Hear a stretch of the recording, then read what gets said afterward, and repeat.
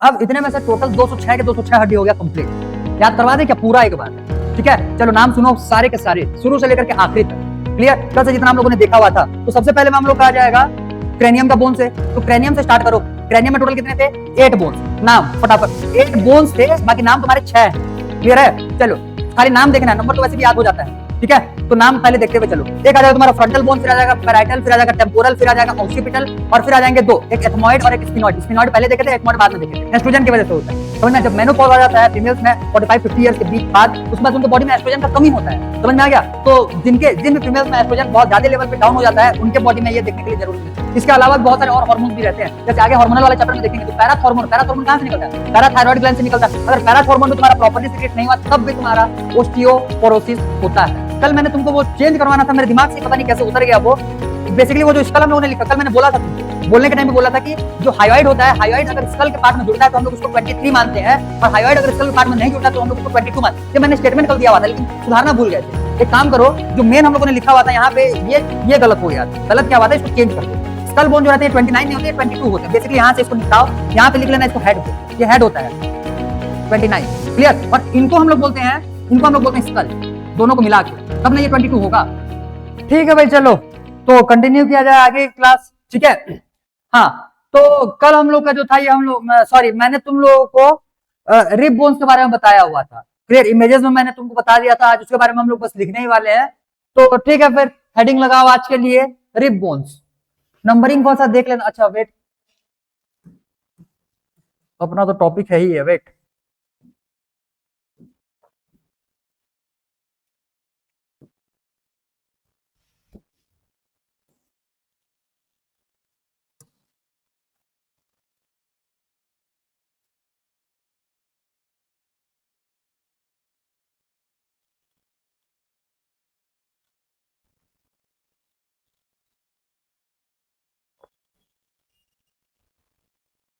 Vertebral column हो गया, ये स्टर्नम हो गया। नेक्स्ट आज के लिए जो हम लोग देखने वाले होंगे वो हो जाएगा रिब बोन्स।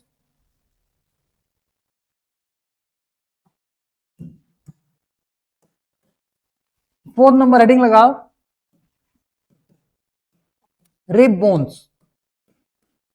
ठीक है, तो रिब बोन्स बेसिकली ये 12 पेयर्स में होने वाले होंगे। क्लियर? तो 12 पेयर्स में होते हैं, और इनका नंबर बोलोगे तो 24 हो जाएगा। तो 12 पेयर्स। क्लियर? 12 पेयर्स मतलब 24, टोटल 24।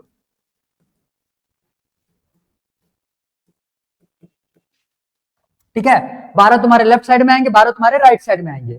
ठीक है, इस हिसाब से तुम्हारे 24 रिब बोन्स हो जाते हैं। सारे के सारे फ्लैट बोन्स होते हैं।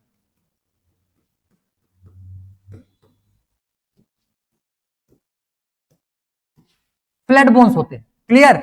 नेक्स्ट, इसमें इसमें तुम्हारा एक क्या बोलना चाहिए, टर्म आता है, जो रिब्स होते हैं ये बेसिकली बाइसेफेलस होंगे। बाइसेफेलिक इनको बोला जाता है। ठीक है, तो इनमें लिखना all ribs are bicephalic.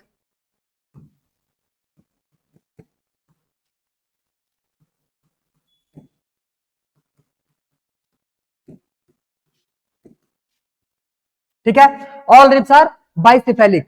Basically तुम्हारे एनसीईआरटी में शायद ना दिया हुआ हो, लेकिन यहां से नीट में क्वेश्चन आ चुका है, तो ये तो तुमको जानना जरूरी है फिर।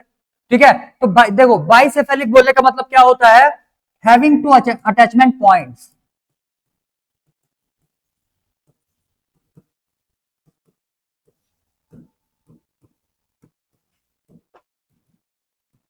ठीक, तो क्वेश्चन में यही आया था बेसिकली कि ये दो अटैचमेंट पॉइंट्स जो रहता है, ये तुम्हारे कौन सा साइड में देखने के लिए मिलेगा, वेंट्रल साइड में या फिर डोर्सल साइड में या फिर दोनों ही साइड्स में होते हैं।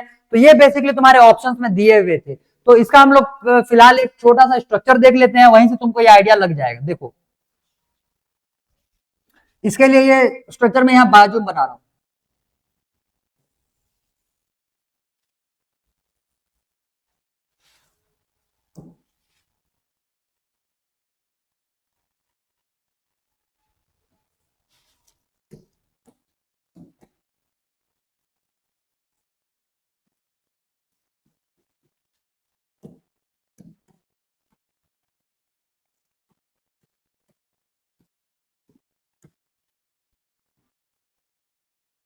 ये इस टाइप से होते हैं बेसिकली रिब बोन्स।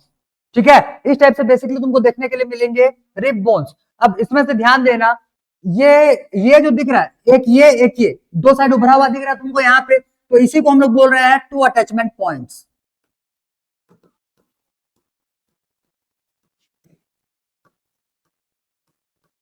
क्लियर। और ये साइड जो अटैच होता है ये तुम्हारे वर्टिब्रल कॉलम से।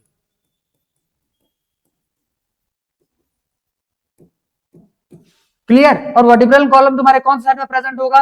डोर्सल साइड में। तो जाहिर सी बात है कि जो दो अटैचमेंट पॉइंट्स होते हैं ये तुम्हारे डोर्सली प्रेजेंट होने वाले होंगे।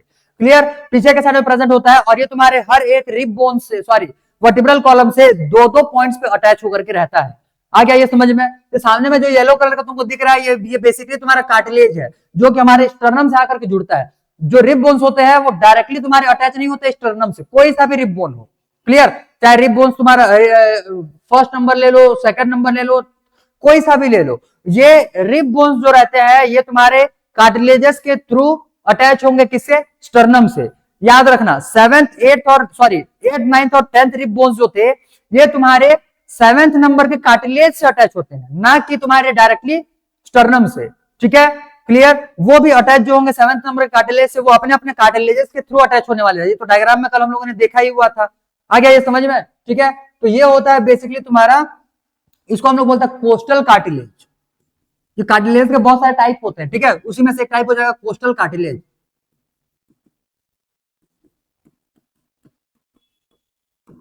ये तुम्हारा किस साइड में रहने वाला होगा? स्टर्नम के साइड। क्लियर। तो इसी वजह से देखो, जितने भी रिब बोन्स है तुम्हारे, सारे के सारे रिब बोन्स भले स्टर्नम से जुड़े ना जुड़े, लेकिन सारे रिब बोन्स तुम्हारे वर्टिब्रल कॉलम से जुड़े हुए ही रहते हैं। और वर्टिब्रल कॉलम से जोड़ने के लिए तुम्हारा ये डोर्सल वाला साइड प्रेजेंट होगा। इसका मतलब सारे रिब्स में तुम्हारे ये वाले साइड जो है ये प्रेजेंट होगा ही होगा, मतलब दो अटैचमेंट साइड वहां पे होंगे ही होंगे। Clear clear. तो इसी वजह से यहां पे हम लोगों ने लिखा हुआ है कि all ribs are bicephalic. Bicephalic आ गया होगा ये समझ में? अब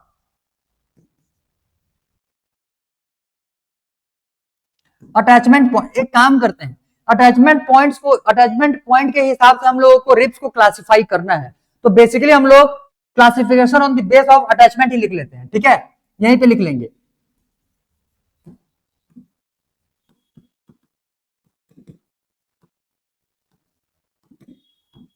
ribs on the base of attachment.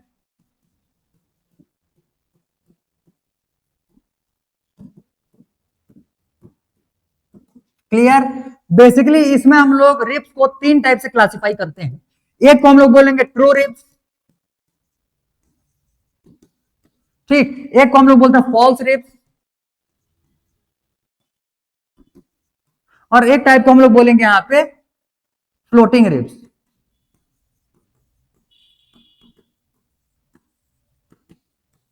ठीक, ये तीन टाइप से। अब तो मतलब तो समझ में आ ही चुका है, कल तो हम लोगों ने डायग्राम में इसको देखा भी हुआ था। अब जो ट्रू रिब्स होते हैं, बेसिकली समझो, ट्रू रिब्स जो रहते हैं ये रिब बोन्स 1 से लेकर के 7 तक होगा।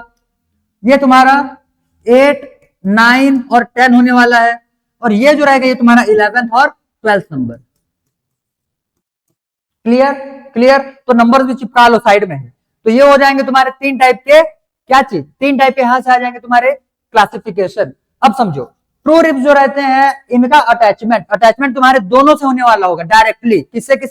डायरेक्टली बोलने का मतलब ये कार्टिलेज के थ्रू डायरेक्ट जुड़ेंगे।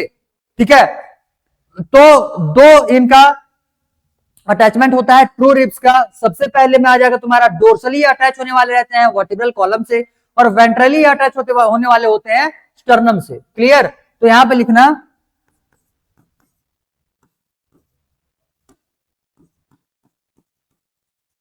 Dorsally attach with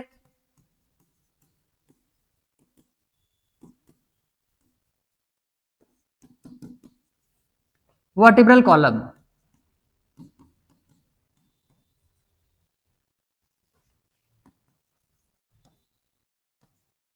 clear. और ventrally attach with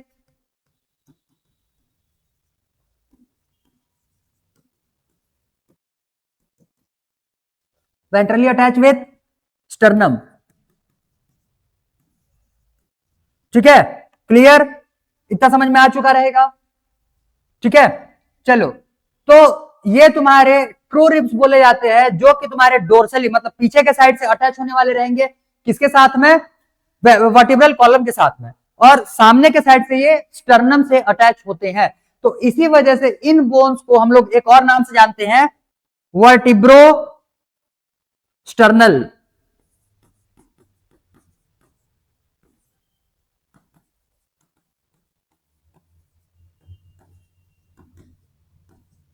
vertebro sternal ribs, क्योंकि ये वर्टिब्रल कॉलम से भी और साथ ही साथ में स्टर्नम से भी सॉरी जॉइंट है, तो इसी वजह से इनको बोला जा रहा है vertebrosternal ribs. Clear. False ribs, तो फॉल्स रिब्स में 8, 9 और 10 नंबर हम लोग को देखना है। इसमें से क्या हो जाएगा, dorsally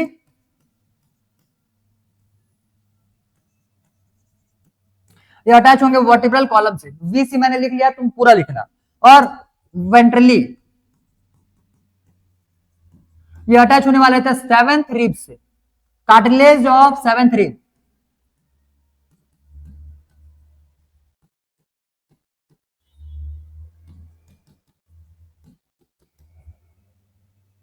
cartilage of seventh rib. Clear. Seventh rib के कार्टिलेज से ध्यान देना, ये डायरेक्टली स्टर्नम से अटैच नहीं होते, ठीक है, ये इनडायरेक्टली अटैच होंगे स्टर्नम से, और इसी वजह से इनको हम लोग क्या बोल रहे हैं, सॉरी इसी वजह से ये फॉल्स रिब्स बोला जाता है।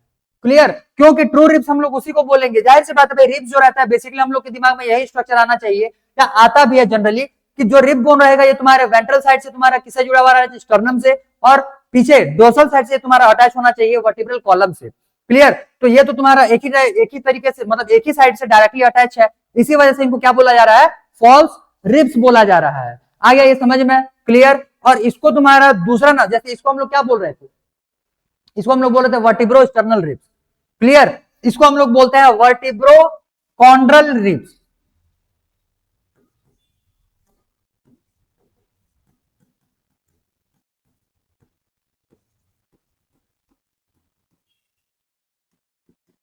इनको बोला जाता है वर्टिब्रो कॉन्ड्रल रिब्स। कॉन्ड्रल जो ये वर्ड जाहिर सी बात है ये तुम्हारे किसको रिप्रेजेंट करता है भाई, कल वाले क्लास में भी हम लोगों ने देखा हुआ था। तो ये कॉन्ड्रल वर्ड जो रहता है, कॉन्ड्राइटिन, कॉन्ड्राइटिन सॉल्ट से क्या बना हुआ रहता है, कार्टिलेज।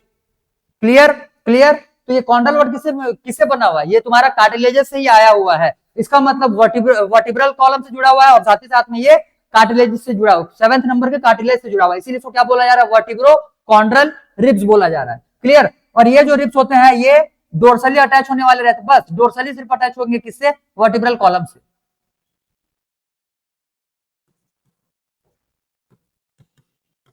और वेंट्रली ये होने वाले रहता है, ये फ्री होने वाले रहते हैं, ठीक है। तो वेंट्रली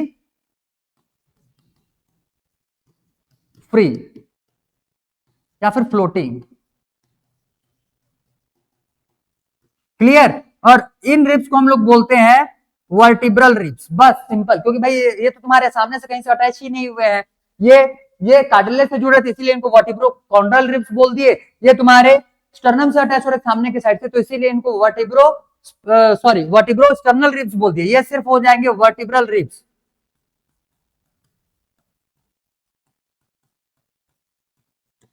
वर्टिब्रल रिब्स। क्लियर। आ गया होगा ये समझ में। चलो पूरा को पूरा नोट डाउन करो, जल्दी जल्दी नोट डाउन करो, जल्दी नोट डाउन करो। अच्छा हाँ, एक चीज कल मैंने तुमको वो चेंज करवाना था, मेरे दिमाग से पता नहीं कैसे उतर गया वो। बेसिकली वो जो स्कल हम लोगों ने लिखा, कल मैंने बोला था तुमको, बोलने के टाइम पे बोला था कि जो हाइयोइड होता है, हाइयोइड अगर स्कल के पार्ट में जुड़ता है तो हम लोग उसको 23 मानते हैं, और हाइयोइड अगर स्कल के पार्ट में नहीं जुड़ता है तो हम लोग उसको 22 मानते। ये मैंने स्टेटमेंट कल दिया हुआ था, लेकिन सुधारना भूल गए थे। एक काम करो, जो मेन हम लोगों ने लिखा हुआ था यहाँ पे, ये गलत हो गया था। गलत क्या हुआ था, इसको चेंज कर दो। स्कल बोन जो रहते हैं 29 नहीं होते, 22 होते हैं। बेसिकली यहां से इसको निपटाओ, यहां पे लिख लेना इसको हेड बोन, ये हेड होता है 29। क्लियर। और इनको हम लोग बोलते हैं स्कल, दोनों को मिला के, तब ना ये 22 होगा। इसी वजह से कल देखो, कॉन्सेप्ट से याद किए हुए रहोगे तो मिस्टेक किए रहोगे, तब भी जाकर के आगे के किसी ना किसी पॉइंट पे तुमको याद आ ही जाएगा। अब बोलने के फ्लो में वो जो रियलिटी है वही निकला, और इसको मेरे को चेंज करना था, पता नहीं ये मेरे को दिखा नहीं था एक्चुअली। क्लियर। लेकिन ध्यान में था और कल याद ही नहीं आया ये, तो एक इसको चेंज कर लेना, हेड बोन्स में डाल देना 29। ठीक है, और इन दोनों को स्कल बोलते हैं। बस इतना ही चेंज करना है, बाकी सब क्लियर है, बाकी में कोई डाउट नहीं है। आ गया ये समझ में? ठीक है, बस इसी को चेंज कर लेना भाई, थोड़ा सा इसी में मिस्टेक हो गया था। अब मेरा ही गलती है वो कि यहाँ पे मैंने उसको एक नाम मेरे को याद आया ही नहीं, हेड इतना इजी नाम है फिर भी मेरे को याद नहीं आया, वो स्कल चिपका दिए, पता नहीं हेड की जगह पे स्कल कैसे याद आया। चलो ठीक है, कोई नहीं, लिखो लिखो लिखो, इतने को लिखो फटाफट, इसको लिखो जल्दी। इसके बाद में फिर हम लोगों का जो एक्सियल बोन्स थे ये हो गया पूरा कंप्लीट। अब आ जाएंगे हम लोग एपेंडिकुलर बोन्स पे, बहुत ज्यादा है नहीं, एपेंडिकुलर बोन जो हो जाएगा उसके बाद में तुम्हारे छोटे छोटे दो टॉपिक्स बचेंगे वहां पे। क्लियर? जल्दी लिखो जल्दी, एक तुम्हारे ज्वाइंट आ जाएंगे और एक हो जाएगा तुम्हारा डिसऑर्डर।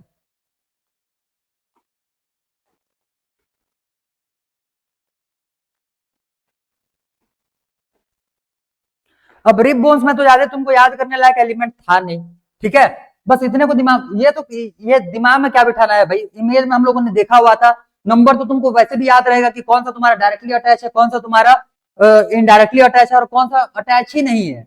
क्लियर? बस ये तुमको वैसे भी याद रहेंगे। उसके बाद में यहाँ पे हम लोगों ने सिर्फ अटैचमेंट ही लिखा हुआ है। अब जाहिर सी बात है इनके अटैचमेंट के बेसिस पे ये पॉइंट बनाओगे, नाम जो है इसको याद रखना पड़ेगा, इसमें कोई कुछ नहीं कर पाएगा। इसी वजह से मैंने तुमको नाम का तरीका भी बता दिया। जो पीछे तीनों ही बोन्स जो है ये वर्टिब्रल कॉलम से तो अटैच होंगे ही होंगे, तीनों टाइप्स के। सामने से ये तुम्हारा एक डायरेक्टली अटैच होता है स्टर्नम से, तो इसको वर्टिब्रो स्टर्नल बोल दिए, बस इतना ही दिमाग में बिठाओ। ये तुम्हारा इनडायरेक्टली अटैच होता है, मतलब डायरेक्टली अटैच होता है सेवंथ नंबर रिब्स के कार्टिलेज से, और कार्टिलेज को हम लोग कॉन्ड्रल बोलते हैं। क्लियर? कॉन्ड्रोइटिन सॉल्ट, यहीं से याद रखना है तुमको, कॉन्ड्रल। तो इसीलिए ये वर्ड, इसको हम लोग क्या बोलने वाले रहेंगे, vertebro chondral ribs, vertebro chondral ribs. Clear? और ये तो सिर्फ वर्टिब्रल रिब्स हो जाएंगे क्योंकि ये वर्टिब्रल कॉलम से ही अटैच होने वाले होंगे। Done done, good, very good.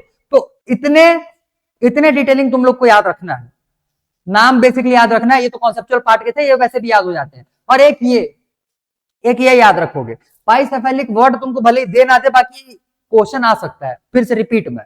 Clear? क्योंकि प्रीवियस ईयर क्वेश्चन में ये दिखा हुआ था जिसमें कि तुम्हारा डायरेक्शन पूछा था कि ये जो टू अटैचमेंट पॉइंट्स रहता है, टू अटैचमेंट पॉइंट्स होते हैं रिब्स में, वो कौन से साइड में होगा, वेंट्रली डोर्सली दोनों साइड्स में, या इस टाइप से उसमें ऑप्शन दिया हुआ था। ठीक है, तो उसमें से जाहिर सी बात है कौन से साइड में तुम्हारे दो अटैचमेंट पॉइंट्स प्रेजेंट है, डोर्सली प्रेजेंट है, पीछे के साइड में होता है, जो कि तुम्हारे वर्टिब्रल कॉलम से अटैच होगा।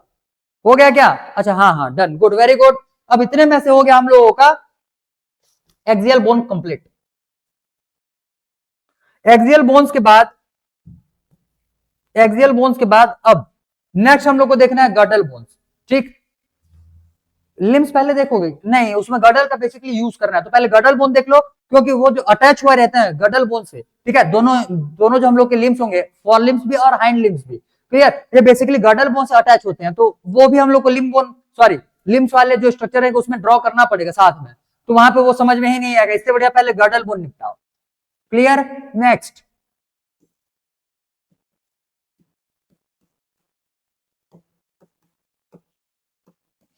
Girdle bones. एक के साइड में हम लोग देखने वाले होंगे यहाँ पे पेक्टोरल गर्डल।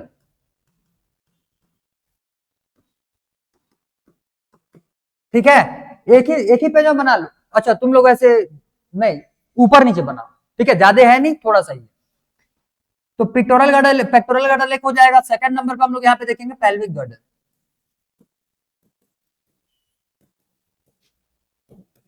अगर छोटा डायग्राम बनाओगे तो आजू बाजू बना लो, बहुत ज्यादा लेंथी डायग्राम है भी नहीं, छोटा छोटा ही डायग्राम्स है, तो छोटा बना लेना और आजू बाजू में लिख लो, तो ये तुमको इजी पड़ेगा। ठीक है, देखो पेक्टोरल गर्डल जो रहता है बेसिकली तुम्हारे दो बोन्स से मिलता है। ठीक है, दो बोन्स, टू बोन्स। एक काम करते हैं, रुको पहले समझ लो थोड़ा सा। देखो, पेक्टोरल गर्डल बोलने का मतलब हमारे इस साइड का भी बोन आ जाएगा और इस साइड का भी आ जाएगा बोन। क्लियर है? अब इनके बीच में तो ज्वाइंट है नहीं भाई, पीछे में कहीं पे ज्वाइंट थोड़ी है, यहाँ पे तुम्हारे पीछे में आया हुआ है वर्टिब्रल कॉलम, तो ये दोनों जो बोन्स है, दोनों जो गर्डल बोन्स है, कौन सा, पेक्टोरल गर्डल, ये दो हाफ में डिवाइडेड होते हैं और वो ज्वाइंट मतलब सेपरेटेड रहते हैं। क्लियर? वो ज्वाइंट नहीं होते। और पेल्विक गर्डल जो रहता है बेसिकली ये तुम्हारा ज्वाइंट होने वाला होता है, इस टाइप से तुम्हारा शेप रहता है और सामने के साइड से वेंट्रल पोजीशन से, ठीक है, ऐसे वेंट्रल पोजीशन से ये जुड़ता है with the help of cartilage, उसको देखेंगे उसी के डायग्राम में। क्लियर? तो ये तुम्हारे सेपरेटेड होते हैं, लिखना है इसमें, each half of pectoral girdle is separated.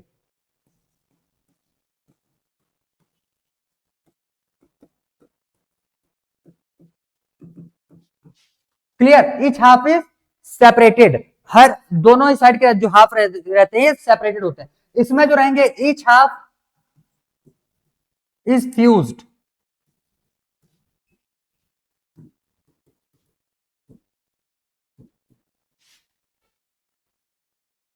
ऐसे ना लिखो, इसमें लिखो टू हाफ्स आर फ्यूज्ड।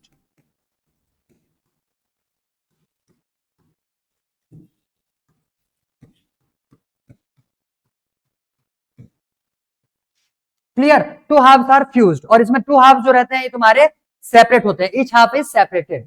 ठीक है, दोनों ही हाफ यहाँ पे जो रहेंगे वो तुम्हारे सेपरेट होने वाले होंगे। अब ध्यान देना यहाँ पे पेक्टोरल गर्डल जो रहता है बेसिकली ये तुम्हारे दो बोन्स इंक्लूड करता है, हैविंग टू बोन्स।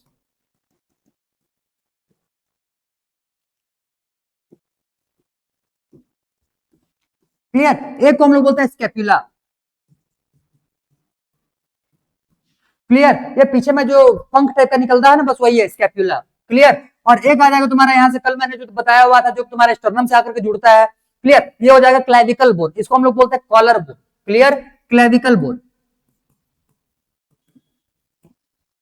स्कैपुला और क्लेविकल। क्लियर, अब इनका स्ट्रक्चर थोड़ा सा देख लो। जैसे स्कैपुला जो रहता है बेसिकली तुम्हारे ट्रायंगुलर शेप में होता है, तो ट्रायंगुलर शेप यहाँ पे ध्यान देना।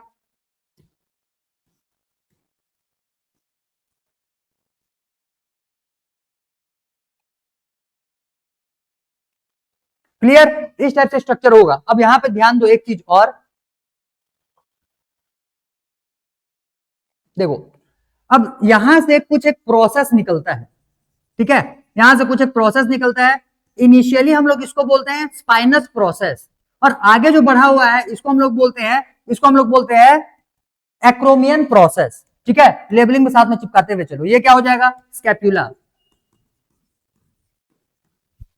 क्लियर, उसके बाद में ये हो जाएगा स्पाइनस प्रोसेस।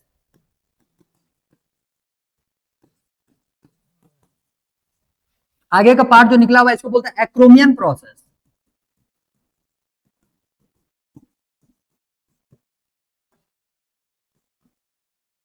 क्लियर, और इसी से आगे के साइड देखो तुम ये फील भी कर पाओगे, बता रहा हूं वेट।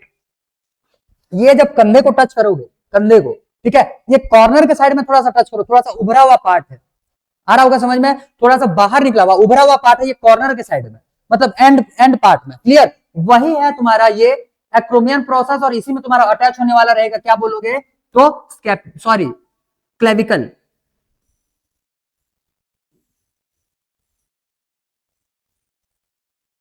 ये ठीक है, इसी से अटैच होता है क्लेविकल, ये हो जाएगा क्लेविकल। आ गया होगा ये समझ में। अरे ये अगर तुमको ना समझ में आ रहा होगा तो इसको टच करो, जो क्लेविकल बोन है, कॉलर बोन है, इसको टच करते हुए पहुंचो, यहां तक पहुंच जाओगे तो यहाँ पे रीजन पे तुमको थोड़ा सा उभरा हुआ पार्ट, ऐसे ऊपर निकला हुआ पार्ट दिखेगा, वही है तुम्हारा अटैचमेंट पॉइंट। किसके किसके लिए बोलोगे तो एक्रोमियन प्रोसेस और क्लेविकल बोन के लिए। आ गया होगा ये समझ में। क्लियर, चलो ये ड्रॉ करो फटाफट, फिर इसके बाद हम लोग देखेंगे पेल्विक बोन, मतलब पेल्विक गर्डल। जल्दी इसको ड्रॉ करो, ऐसे ऐसे ये एक हाफ बनाया है ना हम लोग, एक हाफ बनाया है, दूसरा हाफ तुम्हारे दूसरे साइड में रहने वाला होगा, बस सेम स्ट्रक्चर उसमें भी बनेगा, थोड़ा सा उल्टा डायग्राम, मतलब मिरर डायग्राम बनेगा इसका। क्लियर, जल्दी लिखो, जल्दी जल्दी लिखो इसको। हाँ हाँ, अच्छा ये छूट रहा है, ये बीच का, इसी से तो अटैच होता है, इसी के लिए तो हम लोगों ने पहले लिम्ब बोन को नहीं किया हुआ है। अब देखो ये है तुम्हारा एक्रोमियन प्रोसेस ऊपर में, और पीछे के साइड में स्कैपुला। ठीक है, स्कैपुला भी तुम्हारे सामने की तरफ आता है, तो स्कैपुला में एक ऐसा इस टाइप से कैविटी होता है, इसको हम लोग बोलते हैं glenoid cavity, glenoid cavity. Clear, ये होता है ग्लिनॉइड कैविटी। और अभी हैंड बोन भी देखेंगे हम लोग, पूरे मतलब फोर लिम्स का भी बोन देखेंगे। ये जो ऊपर का बोन रहता है ना यहां से लेकर के एल्बो तक का, ये एक सिंगल बोन है, इसको हम लोग बोलते हैं ह्यूमरस। ठीक है, इसको हम लोग बोलते हैं ह्यूमरस, नाम उधर देखेंगे, पहले यहाँ पे एक बार थोड़ा सा उसका लिख लो। तो ये ग्लिनॉइड क्या हो जाएगा, ग्लिनॉइड कैविटी क्या हो जाएगा, प्रोवाइड अटैचमेंट साइड, या फिर attachment side for humerus.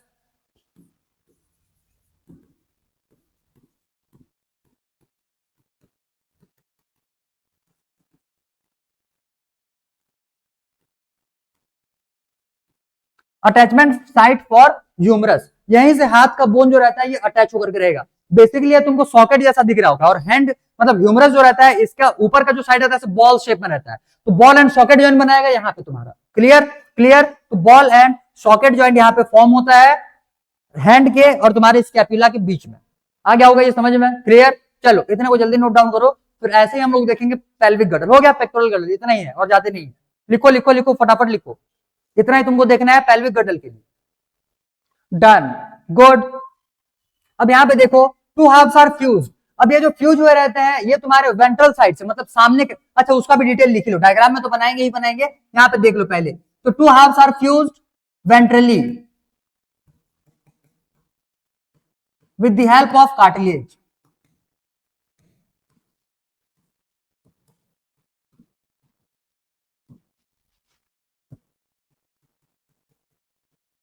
With the help of cartilage, ठीक है। अब पहले इसका डायग्राम देख लो, उसके बाद में फिर इसको हम लोग डिटेल देखेंगे, ध्यान देना।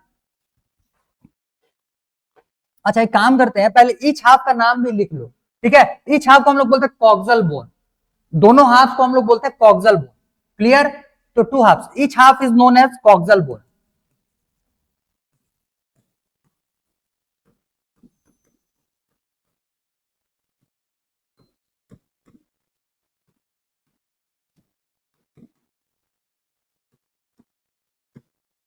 क्लियर। दोनों हाफ को हम लोग बोलते हैं कॉक्सल बोन। और ध्यान दो, एक तो दोनों हाफ आपस में फ्यूज्ड है, ऊपर से हर एक हाफ जो रहता है, एक कॉक्सल बोन जो रहता है वो 3 बोन्स का फ्यूजन से बनता है। क्लियर। तो each coxal bone, each made up of fusion,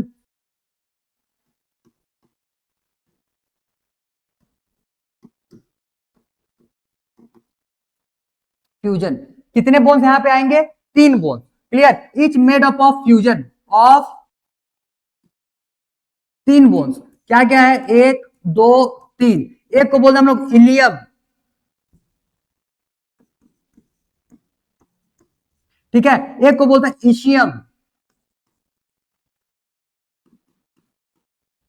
एक को बोलते हैं इलियम, एक को बोलते हैं इशियम, ठीक है। और एक को बोलते हैं हम लोग प्यूबिस,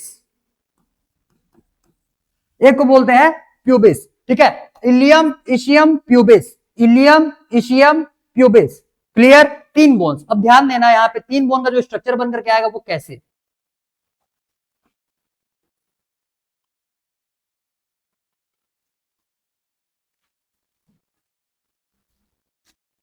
दिख रहा है क्या? हाँ क्लियर।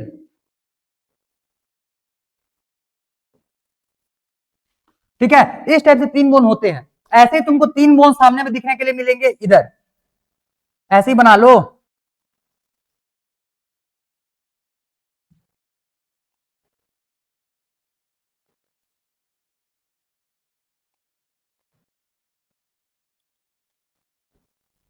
ये जुड़े हुए नहीं रहते ना यहाँ पे, मैंने ऐसे ही अच्छा एक काम करते हैं, ऐसे ही दिखाएंगे, तुमको कंफ्यूजन होगा। वेट, उसको जुड़े हुए नहीं दिखाएंगे।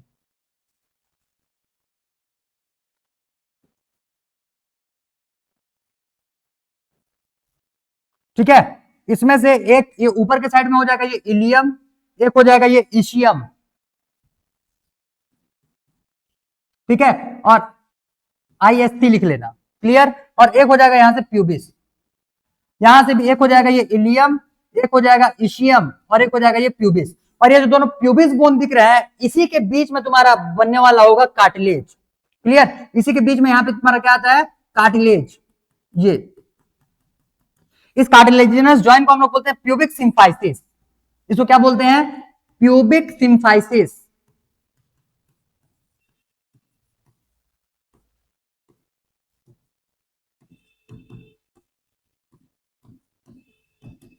इसी को हम लोग बोलते हैं pubic symphysis. Clear. Pubic bone से ही दोनों आपस में जुड़े हुए रहते हैं और प्यूबिक बोन से ही कार्टिलेजेस के थ्रू जुड़े हुए रहेंगे, तो इसी को हम लोग बोलते हैं प्यूबिक सिम्फाइसिस। क्लियर है? क्लियर है? Pubic symphysis. आ गया होगा ये समझ में? लिखो, बस इतना ही है, लिखो जल्दी लिखो। इतने में से हो गया तुम्हारा पेल्विक गर्डल भी कंप्लीट। अच्छा इसका भी कैविटी छूट रहा है। हाँ भाई, इसका कैविटी जैसे होता है, इसमें भी एक कैविटी होता है ना, ध्यान देना।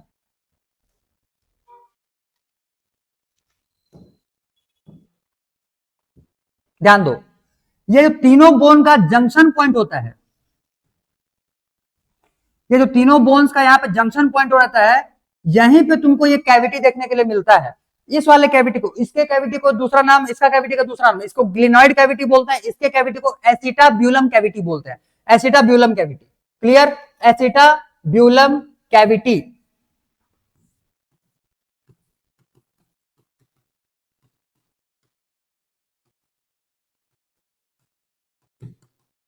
ये अटैचमेंट प्रोवाइड अटैचमेंट फॉर, ये जो हम लोग का थाई बोन होता है ना, थाई बोन, ठीक है, इसको हम लोग बोलते हैं फीमर, इसको बोलते हैं ह्यूमरस, इसको बोलते हैं फीमर, ठीक है। तो अटैचमेंट फॉर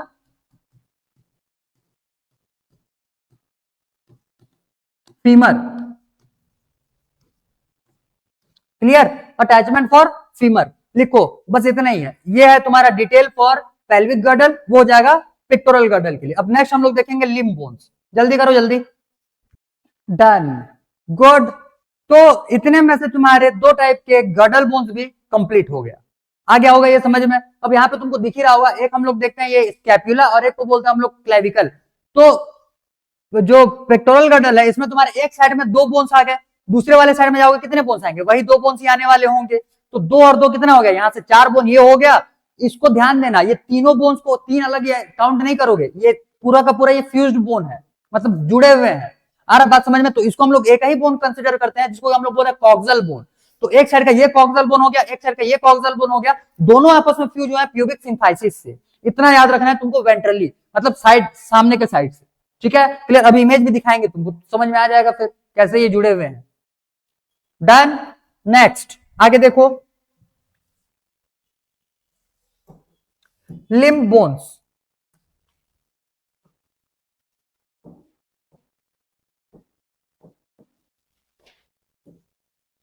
कौन सा नंबर था भाई ये, अच्छा पहला ही था ना उसका, वेट,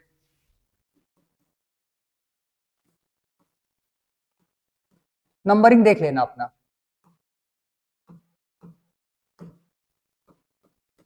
ठीक है, लिम्ब बोन्स। तो बेस दोनों को एक साथ में देखो, हाथ के और पैर के जो नेमिंग है ये अप्रोक्सीमेट सिमिलर टाइप के होते हैं, और ऊपर से जो बोन्स भी नंबर में होने वाले रहेंगे, ये बस एक जगह पे थोड़ा सा चेंज है, बाकी पूरा बोन का स्ट्रक्चर भी तुमको सेम टाइप का देखने के लिए मिलता है। आगे ये समझ में। तो पहले हम लोग डायग्राम ड्रॉ कर लेते हैं, वाहियात सा बनाएंगे, लेकिन जैसे ही बनाएंगे वैसे ही बना लेना। समझ में आ रहा है, बहुत ज्यादा डिजाइन वगैरह करने का कोई रिक्वायरमेंट है नहीं यहाँ, क्लियर। बेसिकली यहाँ पे हम लोग को बोन्स के नेम याद रखने हैं, ध्यान देना। इस साइड में हम लोग देखते हैं फोर लिम्स, ठीक है, हैंड, और इसमें हम लोग देख लेंगे हाइंड लिम्स,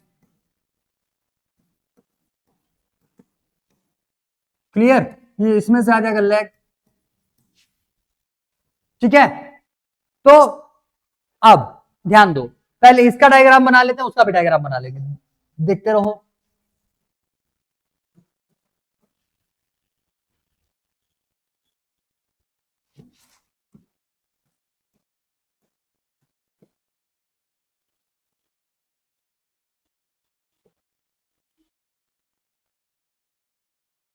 ये आ गया स्केपुला, ठीक है। यहां से पहले नंबर का बोन बाहर आएगा,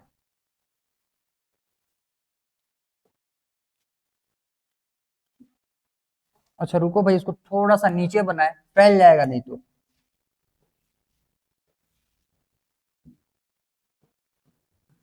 ठीक, ये आ गया ह्यूमरस, बस इतना ही बनाओ, और थोड़ा सा फैला देते हैं, वेट।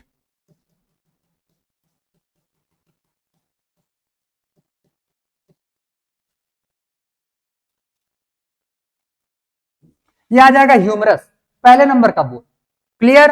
इसके बाद में ये आ गया ये ह्यूमरस, इसके बाद में ये बीच वाले पार्ट, एल्बो के नीचे वाले पार्ट में, यहाँ पे तुम्हारे दो बोन्स होते हैं, एक तुम्हारा ये थंब के साइड में मोटा सा बोन होता है, और बाकी फिंगर्स के साइड में तुम्हारा एक पतला सा बोन होता है।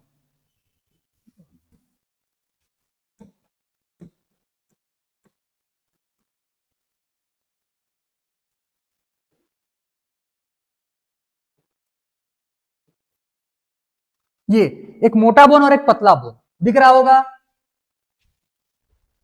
हाँ दिख रहा है। चलो ये हो गया। अब यहां से हम लोग पहुंच गए यहां तक, अब पहुंच जाएंगे रिस्ट के पास में। रिस्ट के पास में टोटल 8 बोन्स होते हैं, 8 बोन्स। ये एक, दो, तीन, ये तीन गए, पांच और, एक, दो, तीन, चार और ये पांच, क्लियर। पांच और तीन टोटल कितने हो जाएंगे, 8।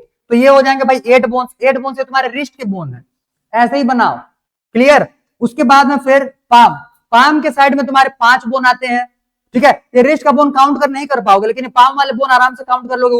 ऊपर से जो फिंगर के बोन है जिसको हम लोग फैलेंजेस बोलते हैं, ठीक है, इसको भी आराम से काउंट कर लोगे, गिन सकते हो। ये जैसे जो स्मॉलेस्ट फिंगर है, इसके नीचे में तुम्हारा एक लंबा सा बोन आएगा, फिर ये 4th नंबर फिंगर से एक लंबा सा बोन आएगा, फिर मिडिल फिंगर से एक लंबा सा बोन आएगा, जो तुम्हारे कहां तक जा रहा है, रिस्ट तक जा रहा है। क्लियर। तो यहां से तुम्हारे अलग अलग 1 2 3 4 5, ये हो गया 5, ये हो गया 5। अब इसमें से ध्यान दो, उसके बाद फिर फिंगर के बोन्स। फिंगर बोलने का मतलब ये हमारे फिंगर और थंब के बोन्स, ठीक है, फिंगर और थंब के बोन्स। तो फिंगर और थंब के बोन्स जो है, इसको हम लोग क्या देख रहे हैं, ध्यान देना, 1 और 2, 2 डॉट बनाया है, ध्यान देना। ये जो थंब होता है इसमें तुमको 2 बोन्स दिखेंगे। क्लियर, ऐसे मोड़ करके देख लो, 2 बोन्स दिखे, और बाकी जो फिंगर्स हैं इसमें तुमको 3-3 बोन्स दिखेंगे। क्लियर। तो ये 2 बनाया हुआ है, बोलने का मतलब ये तुम्हारा क्या है, थंब। और ये मोटा वाला जो मैंने हड्डी बनाया है, ये तुम्हारा थंब के साइड में, थंब के साइड में। क्लियर है, ये याद रखे रहना। और यहां पे तुमको कितने दिखेंगे, 1 2 3, 1 2 3, 1 2 3, 1 2 3। Clear, clear. चाहो तो यहां पे मेंशन कर सकते हो, तुम्हारा थंब है, थंब। अब एक एक करके लेबलिंग करना चालू करें, देखो ध्यान से। इसको हम लोग बोलते हैं ह्यूमरस। क्लियर, इसको हम लोग बोलते हैं ह्यूमरस। जो मोटा बोन है इसको हम लोग बोलते हैं रेडियस।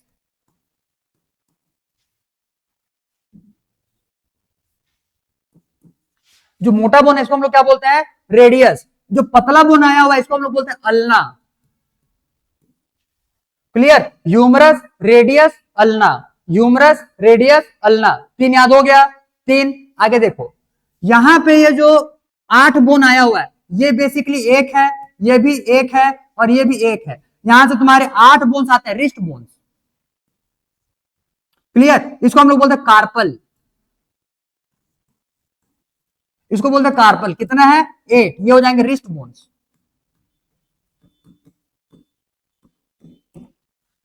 Clear, carpal. कार्पल के बाद जो 5 आए हुए पाम के जो बोन्स होते हैं, इसको हम लोग बोलते हैं मेटाकार्पल।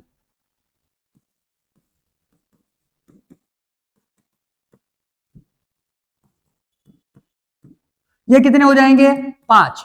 Clear, metacarpal. उसके बाद में जो तुम्हारे थंब और फिंगर्स के बोन होते हैं, इनको बेसिकली हम लोग बोलते हैं फैलेंजीज।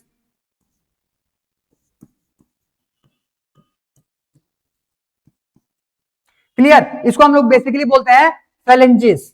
आ गया होगा ये समझ में। तो ध्यान देना, पहले तो याद कर लो क्या क्या हो जाएगा, 1 फिर 2 फिर 8 फिर 5 फिर तुम्हारे फैलेंजेस। तो फैलेंजेस कितने आएंगे टोटल, 14। गिनो तो, पहले गिन लो, खुद के हाथ में गिनो 14 है कि नहीं है। 1 2 3 4 5 ऐसे करते हुए गिनो, खुद से गिनोगे तो समझ में आएगा। जल्दी करो जल्दी भाई, तुम्हारे बोन्स जो है तुमको गिनने गिनने में आना चाहिए, क्योंकि मैक्सिमम बोन्स जो है तुम्हारे टच कर सकते हो बाहर से ही।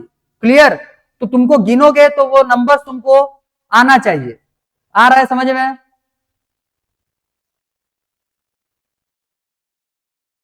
अच्छा, डायग्राम बनाना, हाँ डायग्राम को बनाओ जल्दी, डायग्राम बनाओ जल्दी।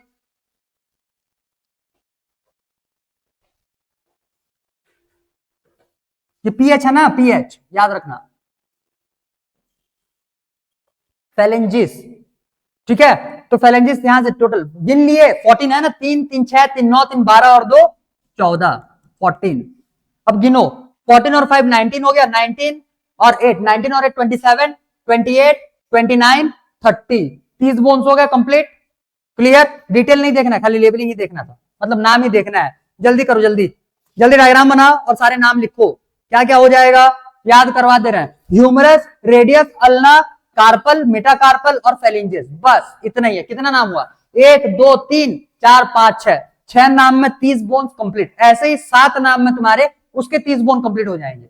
आ रहा है समझ में। क्लियर, क्या क्या हुआ, ह्यूमरस पहले नंबर पे है, ह्यूमरस, फिर आ जाएगा रेडियस, रेडियस के बाजू में अल्ना, रेडियस के बाजू में अल्ना, उसके नीचे में कार्पल, उसके नीचे में metacarpal, carpel metacarpal, carpel metacarpal. Clear, उसके बाद आ जाएगा फैलेंजिस।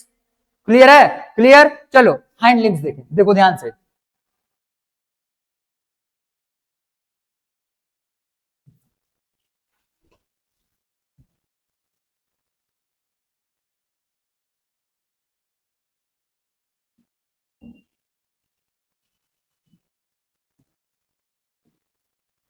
ये मैं ऐसे ही बना दिया, ठीक है।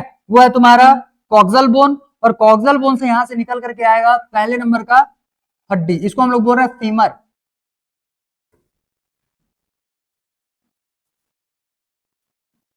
ठीक है, लॉन्गेस्ट बोन होता है हमारे बॉडी का, ये हो जाएगा फीमर, पहले नंबर पे आ गया फीमर। इसके बाद में जो नी होता है, घुटना, घुटने के पास में तुमको ये राउंड शेप में एक बोन दिखेगा, क्लियर, उसका कवर होता है, नी कैप इसको बोलते हैं, क्लियर है। एक ये हो गया, इसके बाद में फिर नीचे उतरो, नीचे जब उतरोगे तो यहाँ पे तुमको दो बोन्स दिखेगा, एक सेंटर की तरफ, एक सेंटर में प्रेजेंट होता है मोटा बोन, पैर में घुटने के नीचे दो बोन्स होते हैं, वो तुमको पता नहीं चलता है, बाकी दो बोन्स होते हैं, एक सेंटर में होता है मोटा सा बोन, और एक साइड की तरफ होता है एक पतला सा बोन, क्लियर। सेंटर की तरफ होगा मोटा सा बोन, साइड की तरफ होता है पतला सा बोन, सेम टाइप का स्ट्रक्चर दिख रहा है।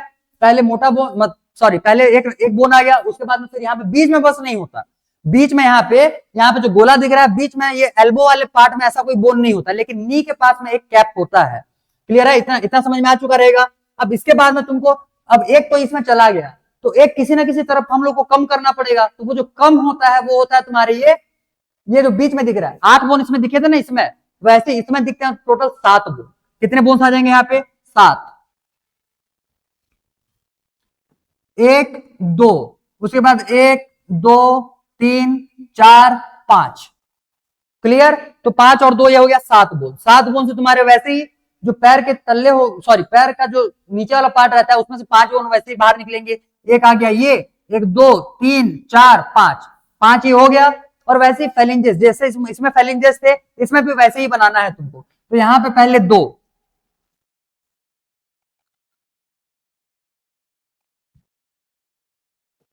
1 2,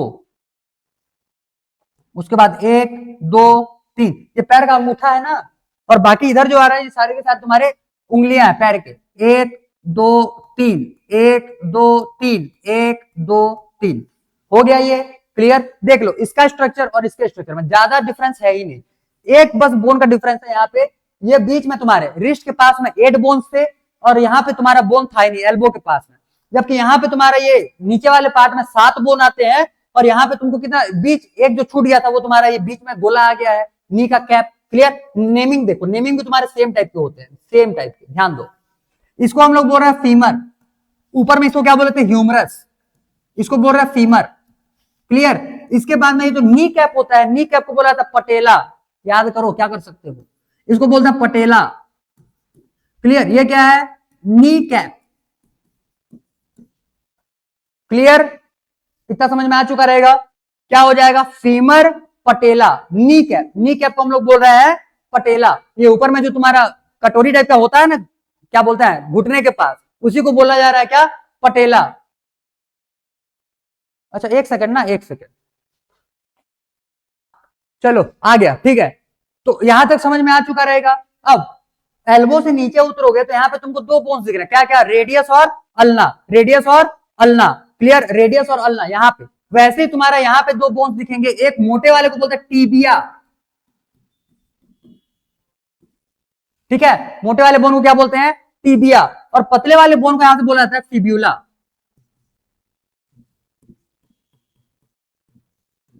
टीबिया फिब्यूला, क्लियर क्लियर। अब यहां पे हम लोगों ने जो रिस्ट के पास में 8 बोन देखे, इसको क्या बोलते हैं? Carpal, clear. यहां पे जो तुम्हारे एंकल के पास में बोन होते हैं, ये टोटल होते हैं 7, और इसको बोलते हैं हम लोग टार्सल, इसको बोलते हैं टार्सल, क्लियर, ये एंकल बोन हो जाएंगे,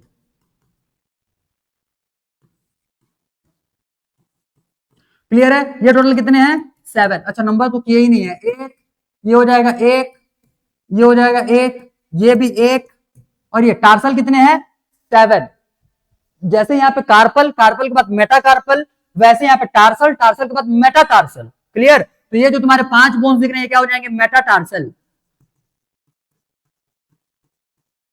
कितने हैं ये?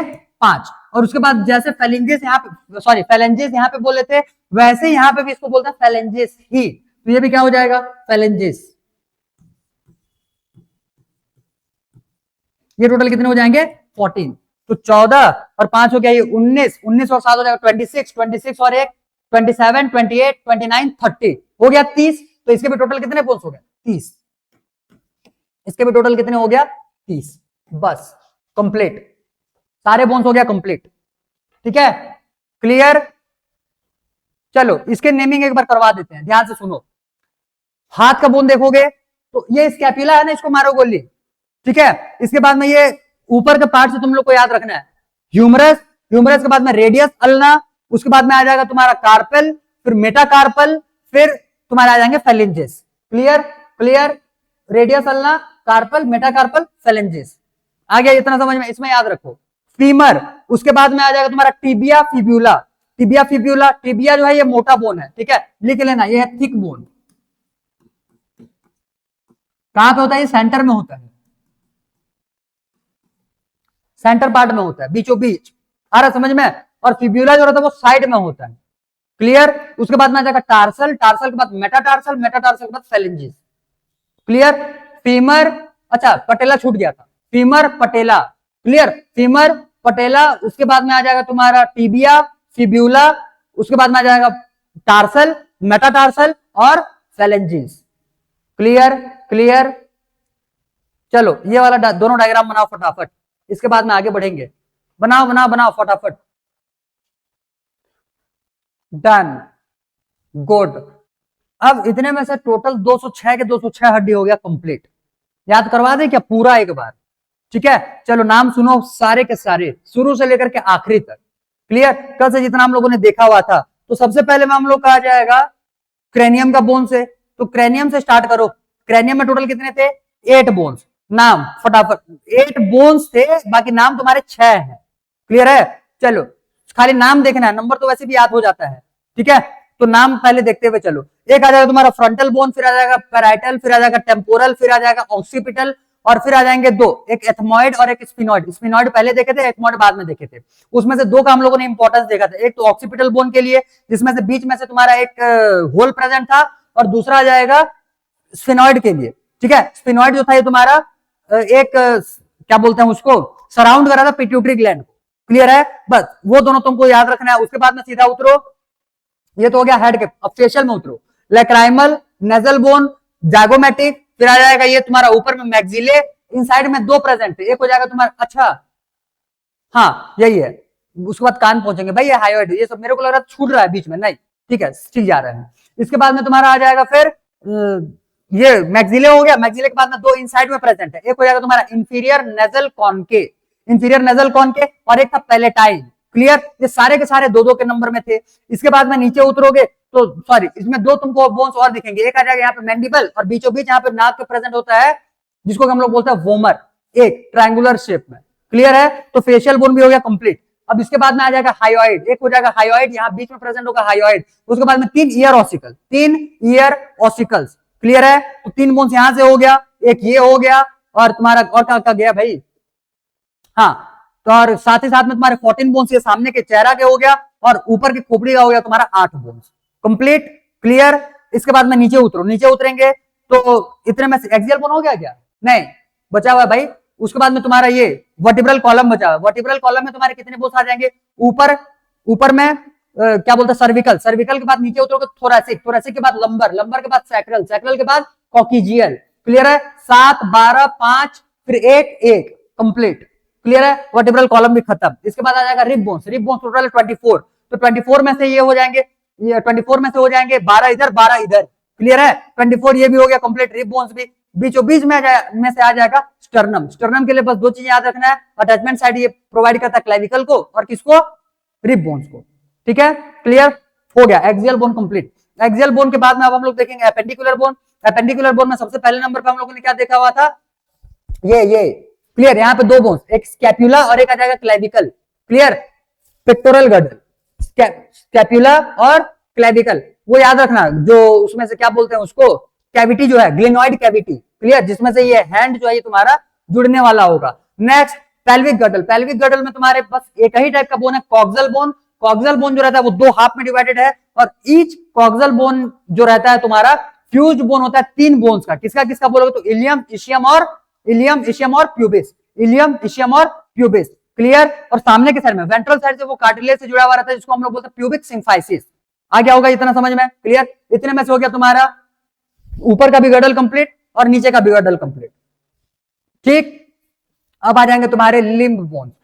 हाथ में ह्यूमरस, उसके बाद में रेडियस, अल्ना, कार्पेल, मेटाकार्पेल, उसके बाद में फेलिंजेस, कंप्लीट।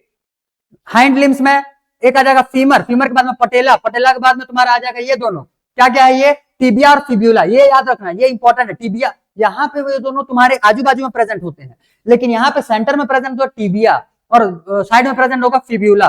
क्लियर है? उसके बाद में नीचे उतरोगे तो आ जाएगा टार्सल, टार्सल के बाद मेटाटार्सल, उसके बाद में फेलिंजिस, कंप्लीट। इतने में से तुम्हारे 206 के 206 बोन्स कंप्लीट हो गया। बस नंबर तुमको याद रखना है। क्लियर? क्लियर? ठीक है। देखो कल तरीका मैंने तुमको कल भी बता दिया था, आज एक बार फिर से बता दे रहा हूं। सारे बोन्स हो गए कंप्लीट। अगर चाहते हो कि 206 के 206 बोन्स तुमको याद हो जाए तो करना कुछ नहीं है, बस क्लास एंड होने के बाद थोड़ा सा फ्री हो लेना, मतलब आधे पौना घंटा के बाद में। क्लियर है? उसके बाद में बैठ जाना, मुश्किल से 15 मिनट लगेगा, और सारे बोन्स का नाम जो है ये लाइन बाय लाइन लिखना चालू करना। ठीक है? क्लियर? और बाद में फिर नंबर भी लिख लेना, उसी का गिन लेना आखिर में 206 हुआ कि नहीं हुआ। आ गया ये समझ में? क्लियर? चलो भाई, तो इतने में से तुम्हारा स्केलेटल सिस्टम का जो बोन्स पार्ट था ये हो गया हम लोग का पूरा कंप्लीट। अब इसके बाद में हम लोग देखेंगे जॉइंट्स। ठीक है? नेक्स्ट हेडिंग लगाओ, जॉइंट्स।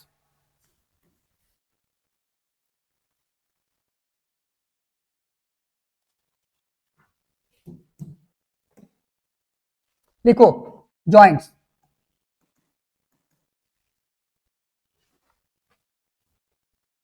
अच्छा एक सेकेंड, हाँ ठीक है, हो जाएगा कंप्लीट आज ही।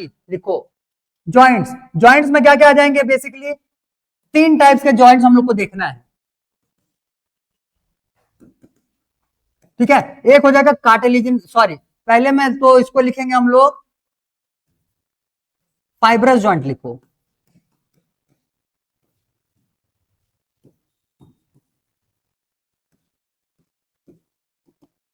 ठीक। एक आ जाएगा यहां से कार्टिलेजिनस जॉइंट।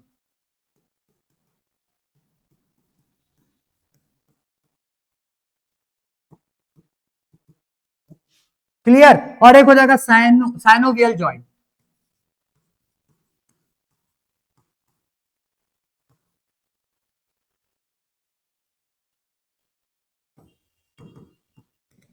क्लियर? तो टोटल 3 टाइप्स के जॉइंट यहाँ पे होते हैं। पहले नंबर पे जो लिखा हुआ है फाइब्रस जॉइंट, तो जाहिर सी बात है, ये नाम से ही तुमको पता चल रहा होगा, ये फाइबर्स के थ्रू में जॉइंट बनाने वाला होता है। ये तुम्हारा कार्टिलेजेस के थ्रू में जॉइंट बनाने वाला होता है, और वो साइनोवियल जॉइंट होता है। मतलब साइनोवियल एक फ्लूइड रहता है, साइनोवियल कैविटी, 2 बोन्स के बीच में साइनोवियल कैविटी मिलता है। साइनोवियल कैविटी के बीच में, मतलब उसके अंदर में साइनोवियल फ्लूइड फील्ड रहता है। क्लियर? इसको देखेंगे, ये थोड़ा सा डिटेल में देखना है, पहले इन दोनों को निपटा। 2 लाइन का है फाइब्रस जॉइंट, तो इसमें से क्या हो जाएगा? Joint by fibres.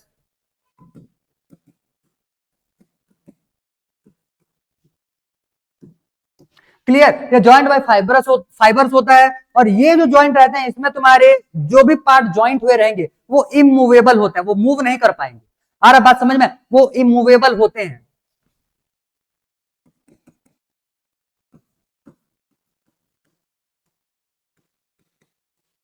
एग्जाम्पल में क्या आएगा बोलोगे? तो ये जो हम लोग का स्कल है ना, खोपड़ी, खोपड़ी कल देखे थे ना, यहाँ पे 8 बोन्स है, एक आध दो को हिला डुला करके देखो, हिल रहा है क्या? नहीं। क्लियर? क्योंकि यहाँ पे तुम्हारा फाइब्रस जॉइंट हुआ रहता है। वो बीच में कल हम लोगों ने देखा हुआ था, सिलाई की आवाज दिख रहा था, जो स्कल बोन देखे हुए थे वो सिलाई की आवाज दिख रहा था वहां पे। क्लियर? इस टाइप से जॉइंट होता है, फाइब्रस जॉइंट रहता है। इसको हम लोग बोलते हैं स्ट्रक्चर ऑफ स्कल।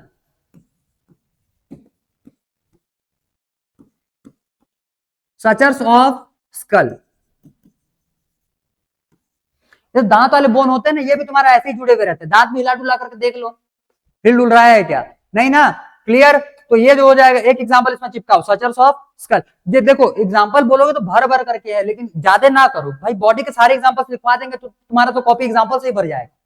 आ रहा समझ में? तो एग्जांपल सिर्फ उतना ही किया करो जो तुम्हारे एनसीईआरटी में दिया हुआ है। बाकी कॉन्सेप्चुअल पार्ट को हाँ जितना हो सके फैला के पढ़ सकते हो उसको, क्योंकि वहां से क्वेश्चन ही एक्सटेंड करके देता है। बाकी एग्जांपल से क्वेश्चन डायरेक्ट उठाएगा, और वो भी एनसीईआरटी का ही उठाएगा।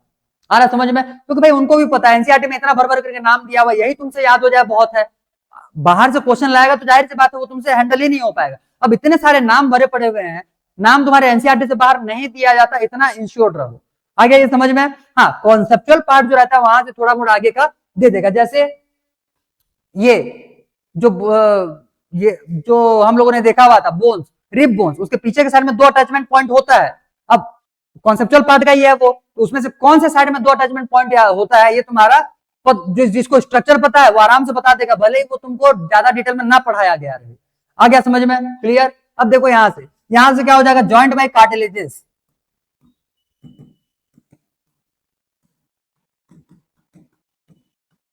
ठीक है, और ये जो रहते हैं स्लाइटली मूवेबल होते हैं, स्लाइटली मूवेबल। क्लियर? इसके एग्जांपल्स में क्या आ जाएगा बोलने से, ये जो इंटरवर्टिब्रल डिस्क है ना हम लोगों का, ये एक एग्जांपल में आ जाएगा, इंटरवर्टिब्रल डिस्क।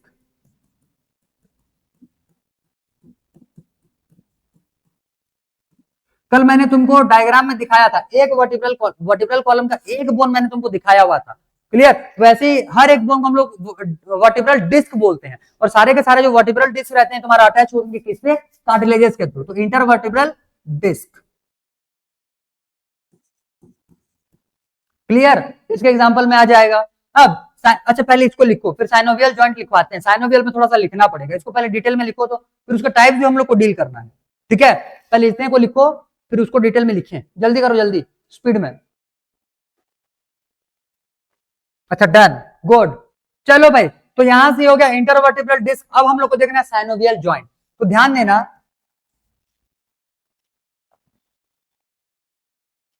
इसमें हैविंग, ऐसे लिखो, joints having synovial cavity,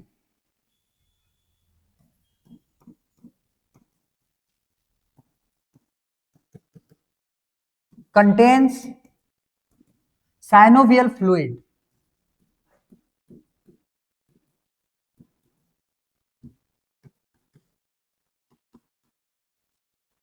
clear? ये बेसिकली वो लुब्रिकेंट जैसे काम करता है। आ रहा समझ में? सॉरी, लुब्रिकेंट के जैसे ये काम करने वाला होगा। और ये तुमको साइनोवियल जॉइंट, तो ये हाथ के सारे जॉइंट्स जो हैं तुम्हारे साइनोवियल जॉइंट है, पैर के तुम्हारे सारे जॉइंट्स जो है तुम्हारे साइनोवियल जॉइंट्स हैं। क्लियर? बहुत सारे इसके अलग अलग टाइप होते हैं, लगभग लगभग 5-6 टाइप के, इसको हम लोग को देखना है। क्लियर है? तो synovial joint, cavity contains synovial fluid. Clear? Synovial fluid, बस इतना ही लिखो इसमें, फिर इसका टाइप्स देखेंगे। क्लियर है? इसको मैं तब तक थोड़ा सा छोटा बना लूं, यहीं पे निपटा देंगे भाई, कहां अलग पेज में जाओगे। और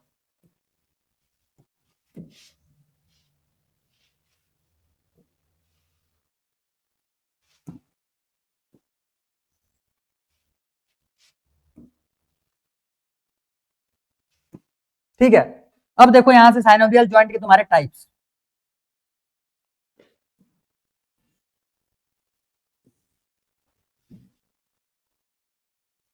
बुक में बेसिकली में भी 5 ही दिया है।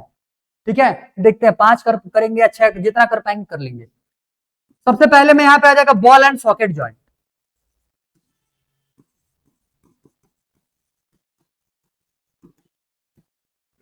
ये तुम्हारा जो ऑर्गन्स होंगे ना, जैसे उसको तुम्हारा ऑल डायरेक्शंस में ये मूवेबल बनाता है। ठीक है, तो यहां पे लिख लेना, मूवेबल इन ऑल डायरेक्शंस।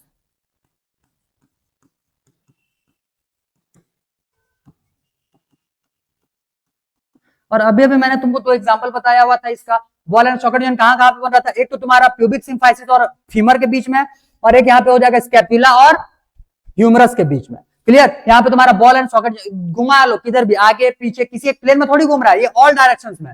पैर को भी चाहे तो किधर भी घुमा सकते हो। आ रहा है समझ में? तो हाथ पैर किधर भी घुमा सकते हो, और जहां पे तुम्हारा भी बॉल एंड सॉकेट जॉइंट रहता है, वहां पे तुम्हारा जो भी पार्ट होने वाला होगा वो ऑल डायरेक्शन में मूवमेंट शो करता है। क्लियर? क्लियर? नीचे उतर जाओ, नीचे उतर जाओ, यहाँ पे वो ये हो गया। अब इसके बाद में ये एल्बो के पास हाथ को पकड़ो, हाथ को पकड़ोगे सारे के सारे जॉइंट्स तुम्हारे याद हो जाएंगे। ये हो गया तुम्हारा पहले नंबर का कौन सा, synovial joints, ball and socket joints. उसके बाद में ये हो जाएगा हिंज जॉइंट, ऊपर आगे पीछे ही हो रहा है, सिर्फ जैसे दरवाजा खुलता है सिर्फ आगे और पीछे। क्लियर है? तो दरवाजे के जैसे जो तुम्हारा जॉइंट होता है, इसको हम लोग बोलते हैं hinge joint.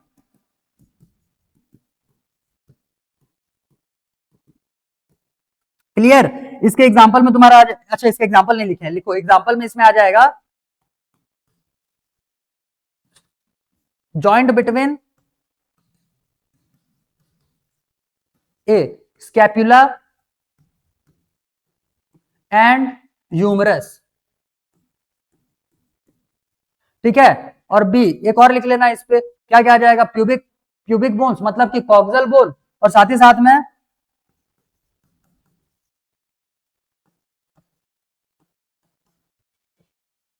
And femur. Examples important है, तो एग्जाम्पल तो तुमको किसी भी हाल में करना ही पड़ेगा, उसके अलावा तुम्हारा और दूसरा यहाँ पे ऑप्शन है ही नहीं। आ रहा समझ में, एग्जाम्पल्स को रटो, किसी भी हाल में इसको रटो। नेक्स्ट, इसके बाद हिंज जॉइंट, हिंज जॉइंट तुम्हारा कहां पे मिल जाएगा, एल्बो के पास, तो एक आ जाएगा एल्बो,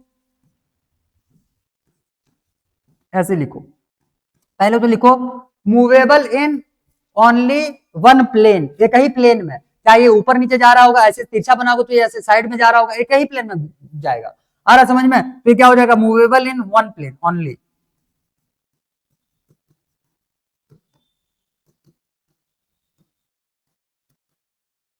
ठीक है, एग्जाम्पल एल्बो, और आ जाएगा इसमें से तुम्हारा ये नी, घुटने के पास।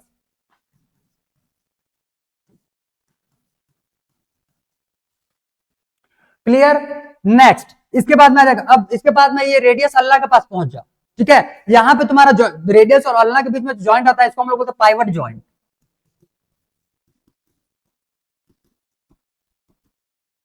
ठीक है, पाइवट जॉइंट, इसमें क्या होता है, इसमें स्लाइटली मूवेबल होता है, स्लाइटली मूवेबल मतलब जैसे समझो, अब देखोगे कैसे, अपना ही हाथ निकाल करके देख लो, इसमें तो दिखा नहीं पाएंगे, अपना हाथ निकाल करके देख लो, ऐसे एल्बो को ऐसे पकड़ लो, एल्बो को मत घुमाना, ऐसे रिस्ट को घुमाओ, रिस्ट को घुमाओ, तो जब रिस्ट घुमाओगे तो तुमको दिखेगा ये जो रेडियस और अल्लाह है, ये दोनों एक दूसरे के साथ में ऐसे थोड़ा सा ज्वाइंट में है, मतलब हिल डुल रहे हैं, समझ में आ रहा है, रेडियस और अल्लाह यहाँ पे थोड़ा सा हिल डुल रहे हैं, तो यहाँ पे इनके बीच में जो ज्वाइंट हुआ है इसको हम लोग क्या बोल रहे हैं, पाइवट जॉइंट। तो यहां से क्या आ जाएगा, ये रेडियस अल्ना,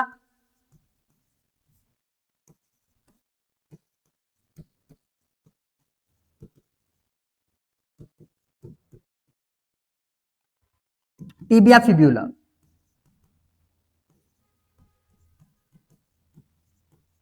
क्लियर, ये हो जाएंगे तुम्हारे पाइवट जॉइंट के लिए। ऐसे हाथ को थोड़ा मोड़ा घुमा फिरा करके देख लो, तुमको सारे के सारे जो जॉइंट्स हैं ये दिख जाएंगे। और हाथ को ले लो या पैर को ले लो, हाथ और पैर दोनों में ही तुम्हारे सारे के सारे जॉइंट्स जो हैं ये साइनोवियल जॉइंट्स ही होंगे, साइनोवियल जॉइंट्स ही होंगे। क्लियर, आगे इतना समझ में, इतना समझ में आ चुका रहेगा। नेक्स्ट, इसके बाद में कितना हो गया, 1 2 3 4, एक और sliding, sliding joint, sliding and gliding joint.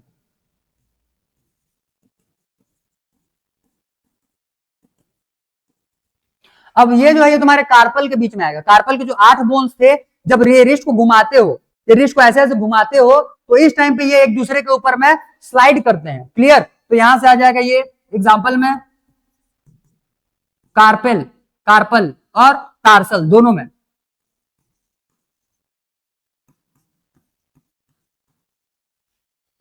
Carpal and tarsal. Clear, clear, एक एक एग्जाम्पल तुम्हारे लिए इंपॉर्टेंट है, तो बिना किसी को छोड़े एग्जाम्पल्स को अच्छे से याद रखो। मैंने तुमको इसके लिए हिंट भी दे दिया है, और बुक्स में तुम्हारे यही एग्जाम्पल, चाहे हाथ का ले लो चाहे पैर का ले लो, दोनों का एग्जाम्पल तुमको सेम देखने के लिए मिलेगा। और भाई पार्ट्स भी तो हम लोगों ने देखा हुआ था अभी डायग्राम में, सारे के सारे जो पार्ट्स होते हैं हाथ के और तुम्हारे पैर के, ये सिमिलर टाइप का होते हैं। क्लियर, किस टाइप के होंगे, ये सिमिलर टाइप का होते हैं, तो इसमें तुमको कंफ्यूजन नहीं होना चाहिए। हाथ का जिस पोजीशन का तुम बोन ले रहे हो, पैर के उसी पोजीशन का तुम बोन ले सकते हो। आ गया ये समझ में, क्लियर। चलो कितना हो गया यहां से, 1 2 3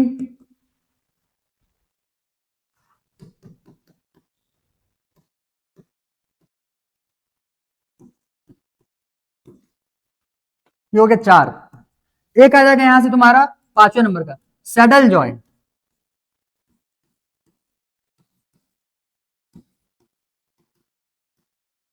क्लियर, सैडल जॉइंट, बेसिकली यहां पे तुम्हारा जॉइंट किसके किसके बीच में होगा बोलने से, ये जो तुम्हारा मेटाकार्पेल है और कार्पेल है, इसके बीच में, मेटाकार्पेल और कार्पेल के बीच में, किसके बोलोगे तो ये थंब के। क्लियर है, थंब के, थंब के मतलब अंगूठे, अंगूठे का ये कार्पेल और कार्पेल और मेटाकार्पेल के बीच में।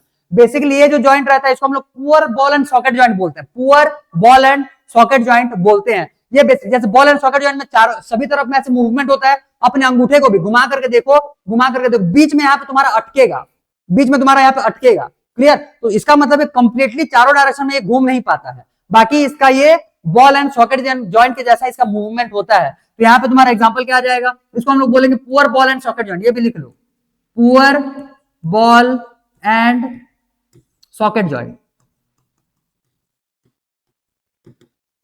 ठीक है, किसके किसके बीच में बनेगा बोलोगे तो ये आ जाएगा तुम्हारा कार्पेल और मेटाकार्पेल, सॉरी कार्पल और मेटाकार्पल ऑफ थंब।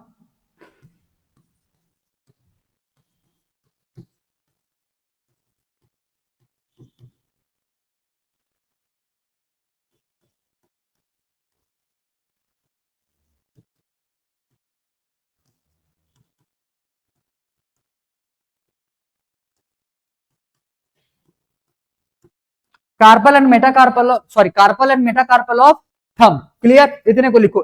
एक टाइप और बताऊंगा, तुम्हारे बुक में नहीं दिया हुआ, बाकी बताऊंगा, यहीं पे 5 लिखो, इसको थोड़ा छोटा करेंगे और 6 नंबर लिखेंगे बाजू में। जल्दी करो, जल्दी फटाफट, जल्दी करो, फिर डिसऑर्डर देखने फिर चैप्टर हो जाएगा कंप्लीट। जल्दी करो, जल्दी।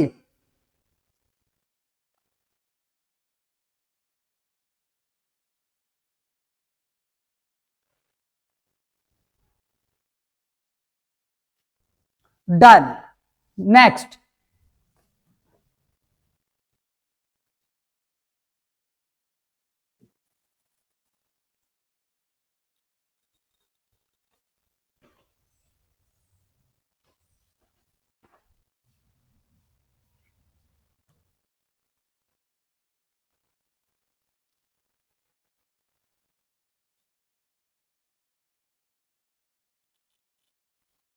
चलो,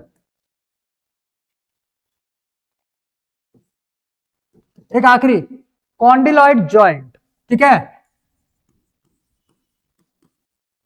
कॉन्डिलॉइड जॉइंट, कॉन्डिलॉइड जॉइंट। जाहिर सी बात है, हाथ के बारे में बात कर रहे हैं, यहां तक पहुंच ही गए, आखिरी के जो 2 पार्ट बचे हुए हैं उनमें तुमको कॉन्डिलॉइड जॉइंट देखने के लिए मिलने वाला है। क्या क्या पार्ट बच जाएंगे, मेटाकार्पल और फेलिंजिस के बीच में, ठीक है, मेटाकार्पल और फेलिंजिस के बीच में। एग्जांपल में मेटाकार्पल और फेलिंजिस के बीच में, एंड फेलिंजिस, एंड फेलिंजिस, क्लियर, क्लियर। बस ये हो जाएंगे तुम्हारे टोटल 6 टाइप्स के। ये नहीं दिया है बुक में, मे भी ये 5 ही दिया हुआ है, 6 नंबर नहीं दिया हुआ है, लेकिन लिख लो भाई, जब हाथ में देख रहे हैं तो सभी को निपटा लो एक साथ।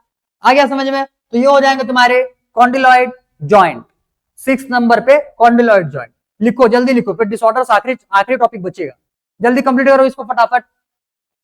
ये सारे के सारे हो जाएंगे तुम्हारे बॉल एंड, सॉरी सारे के सारे हो जाएंगे साइनोवियल जॉइंट, साइनोवियल जॉइंट। याद करने का बस एक ही तरीका, हाथ के ऊपर से चालू करो, नीचे तक पूरा आओ। आ गया समझ में, क्लियर। चलो, यही बस दिमाग में बिठा करके रखना, तभी ये याद होगा, और ज्यादा एग्जांपल्स में मत जाना, एग्जांपल्स तो भरे पड़े, आ रहा समझ में, लेकिन वही एग्जांपल्स करो जो तुम्हारे बुक में दिया हुआ है, उससे ज्यादा नहीं। हो सकता है एक आध में छोड़ दिया रहूं बुक का एक आज जब बुक को रीडिंग करोगे तो देख लेना इसमें से एक आध एग्जांपल छूटा हुआ है क्या, होगा तो चिपका लेना साथ ही में। आ गया समझ में, ठीक है। चलो चलो चलो, लिखो भाई, जल्दी लिखो। Done, good. अब यहां से हम लोगों का डिसऑर्डर्स बचा हुआ है, 3 डिसऑर्डर्स तुम्हारे मसल से रिलेटेड, 3 डिसऑर्डर्स तुम्हारे बोन से रिलेटेड। बुक में तो 2-2 लाइन देकर के छोड़ दिया है, चाहो तो उसको खुद से भी कर सकते हो, उतना ही, उससे ज्यादा मैं भी नहीं करवाने वाला। हाँ, थोड़ा सा डिटेल एक्स्ट्रा मिल जाए तुमको तो वो बहुत है, बाकी उससे ज्यादा करना ही नहीं है, नहीं करना भाई। इतने अभी तो तुमने डिजीज पढ़ना भी चालू नहीं किया हुआ है, ह्यूमन हेल्थ एंड डिजीज वाला पूरा चैप्टर अभी तुम्हारे 12th में आ रहा समझ में, भर भर करके डिजीज वहां पे आएंगे, और वही चैप्टर नहीं, सारे चैप्टर्स में तुम्हारे वहां पे भी डिजीज देखने के लिए मिलेंगे, जैसा यहाँ पे हम लोग देख रहे हैं। क्लियर, इतने सारे डिजीज हैं, इतने सारे उसके क्या बोलना चाहिए, उसका डिटेलिंग होगा, कितने को याद करोगे, एक्स्ट्रा तो बिल्कुल नहीं करना तुमको। आ रहा समझ में, तो जितने डिजीज तुम्हारे बुक में दिया हुआ है बस उतने को ही तुमको दिमाग में बिठाना है। चलो भाई, डिसऑर्डर्स,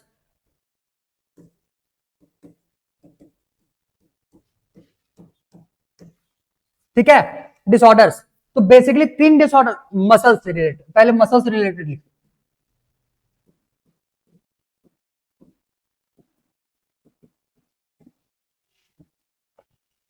तीन,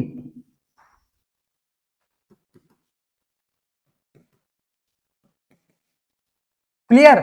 तीन तुम्हारे दिए हुए हैं मसल से रिलेटेड और तीन दिए हुए तुम्हारे बोन से रिलेटेड। तुम्हारे लिए 6 के 6 पूरा इंपॉर्टेंट है, ठीक है। एक सेकंड ना, एक सेकंड वेट करना, स्टेबल, ठीक है। चलो, तो तीन तुम्हारे यहां से आ जाएंगे मसल से रिलेटेड। एक पहले नाम पे आ जाएगा तुम्हारा यहां से myasthenia gravis,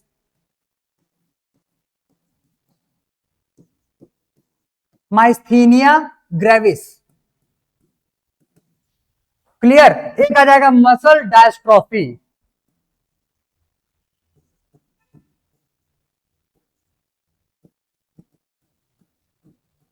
muscle dystrophy, clear है। एक आ जाएगा ये, और एक आ जाएगा तुम्हारा यहां से टिटैनी, क्लियर। एक हो जाएगा यहां से टिटैनी, क्लियर है। तीन नाम तो पहले याद रख लो। एक हो जाएगा, एक हो जाएगा यहां से myasthenia gravis, myasthenia gravis, clear. एक हो जाएगा यहां से तुम्हारा मसल, ये तो नाम याद हो ही जाएगा, वो पहले वाले को याद रखो, माइस्थीनिया ग्रेविस। आ रहा समझ में, मसल डायस्ट्रोफी और टिटैनी, एक ये याद रखना है, क्लियर है। तो यहां से ध्यान देना, माइस्थीनिया ग्रेविस जो रहता है बेसिकली इसमें होता क्या है बोलोगे, तो इसमें जो हम लोगों ने पूरा देखा हुआ था पिछले वाले क्लास में, मसल्स का स्ट्रक्चर, क्लियर है। तो न्यूरोमस्कुलर जंक्शन हम लोगों ने देखा हुआ था। न्यूरोमस्कुलर जंक्शन में मसल्स के पास में क्या प्रेजेंट होता है, रिसेप्टर्स प्रेजेंट होता है एसिटाइल कोलाइन के लिए, न्यूरोट्रांसमीटर्स के लिए रिसेप्टर्स प्रेजेंट होते हैं। वो रिसेप्टर्स ही डैमेज हो जाते हैं, आ रहा समझ में, वो रिसेप्टर्स डैमेज हो जाते हैं। रिसेप्टर डैमेज हो गया, इसका मतलब अगर न्यूरल सिग्नल आएगा भी तो मसल्स के पास पहुंचेगा ही नहीं। मसल्स के पास जब न्यूरल सिग्नल ही नहीं पहुंचेगा तो मसल में कॉन्ट्रैक्शन ही नहीं होता है, और वहां पे फिर पैरालिसिस का कंडीशन आ जाता है। आया ये समझ में, क्लियर है। चलो, तो इसमें लिखो माइस्थीनिया ग्रेविस, इसमें होता क्या है, ड्यू टू डैमेज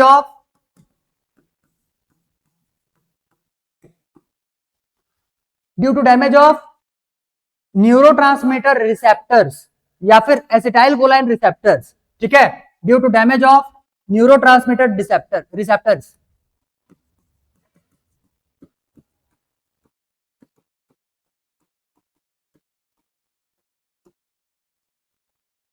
और ये न्यूरोट्रांसमीटर रिसेप्टर्स कहां पे होते हैं, प्रेजेंट ऑन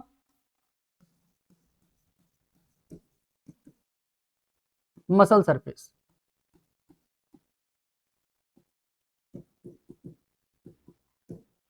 ये क्या हो जाएंगे, डैमेज हो जाएंगे या डिस्ट्रॉय हो जाएंगे कंप्लीटली, जिसके वजह से न्यूरल सिग्नल तुम्हारे मसल्स तक पहुंचेगा ही नहीं, due to damage of neurotransmitter receptors. तो मसल्स, ऐसे लिखो, so there is no muscle contraction.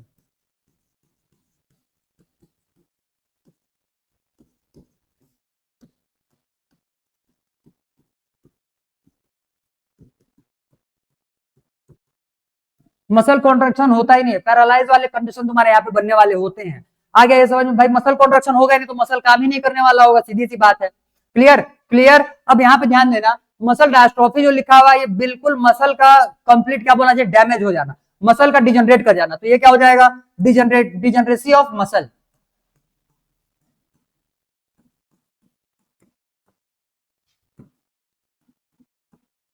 Clear.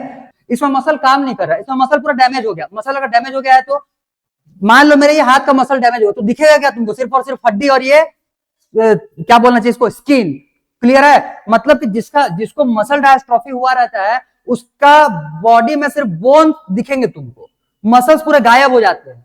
आ रहा समझ में, वो नाम तो देखे सुने हुए रहोगे, हड्डी का ढांचा हो गया है बोलते हैं, और एक आध दो इस टाइप से तुम वीडियोस वगैरह में देखे हुए रहोगे ऐसे पेशेंट को, समझ में आ रहा है, जिसका सिर्फ और सिर्फ हड्डी दिखते रहता है और मसल जो रहता है पूरा गायब हो चुका रहता है। ये तुम्हारा मसल डायस्ट्रोफी में होता है, degeneracy of muscles, muscles degenerate कर जाएंगे कंप्लीटली। आ गया ये समझ में, क्लियर, ठीक है। तो अब इसमें इसमें होता है कैल्शियम, इसमें क्या होता है, इसमें क्या हो जाएगा, ड्यू टू टिटेनी, क्यों होता है, due to lack of calcium ion in body fluid, in body fluid, clear clear. चिपकाओ, ये तीनों को चिपकाओ, ये तीनों को जल्दी लिखो। इसके बाद में फिर बोन वाले देखेंगे, बोन वाले देखेंगे। हाँ, एक चीज और, बुक में जो तुम्हारा स्टेटमेंट लिखा हुआ है ना, वो एक बार पढ़ लेना अच्छे से, इससे ज्यादा तो है ही नहीं होने को, बाकी उसको एक बार पढ़ लेना। क्लियर है? चलो चलो जल्दी लिखो इसको, फिर बोन वाले 3 डिसऑर्डर्स देखेंगे, फिर चैप्टर हो जाएगा भाई कंप्लीट इतने में। जल्दी लिखो जल्दी। अच्छा, स्पैज्म का मतलब, स्पैज्म जो रहता है ये तुम्हारा इसी में लिखा हुआ रहेगा, spasm due to spasm, spasm या फिर वाइल्ड, भाई उसका नाम भी तो उसके बाजू में लिखा हुआ है ब्रैकेट में, वाइल्ड कॉन्ट्रैक्शन करके। इसका मतलब क्या हो गया कि जो मसल्स रहता है ये तुम्हारा बहुत तेजी से कॉन्ट्रैक्ट करता है। समझ में आ गया है? क्लियर? तो यहां पे लिख सकते हो due to spasm of muscle, due to lack of calcium ion in body fluid, और क्या हो जाएगा, spasm of muscles and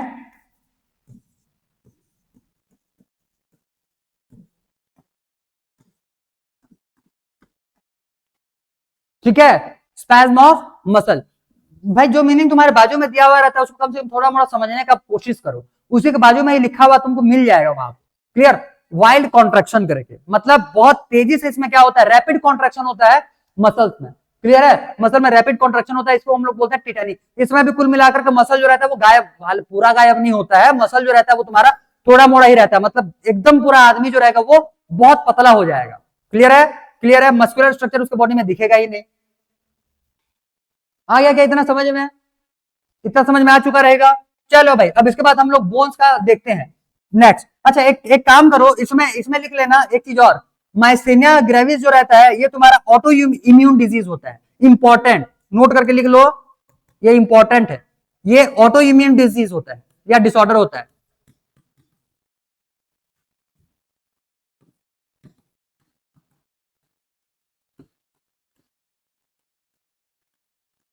auto immune disorder. Clear? और ये तुम्हारा ये मसल डायस्ट्रोफी जो है ये तुम्हारा जेनेटिक डिसऑर्डर होता है। बेसिकली ऑटो इम्यून डिसऑर्डर क्या होता है, जेनेटिक डिसऑर्डर क्या होता है, इसके बारे में हम लोग को 12th में डिटेल देखना है, अभी सिर्फ नाम ही चिपका लो, और जिसको समझ में आ गया बहुत बढ़िया। ठीक है, ये हो जाएगा ऑटो इम्यून डिसऑर्डर, और एक आ जाएगा इसमें से, इसका ये हो जाएगा, नोट करके इसमें भी चिपका लेना, ये होता है तुम्हारा genetic disorder.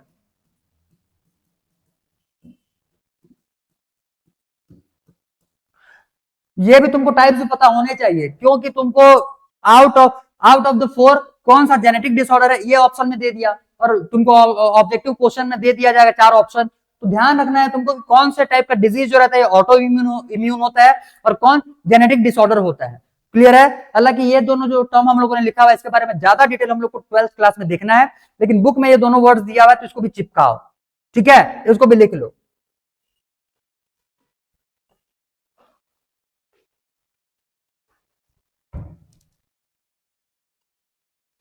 Done, very good. Next, अब बोन से रिलेटेड देख लो।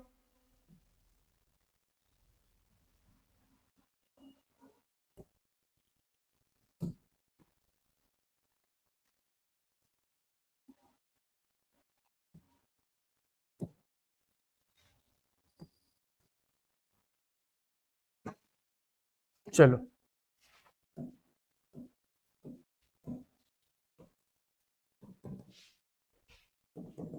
बोन एक हो जाएगा यहां से अर्थराइटिस।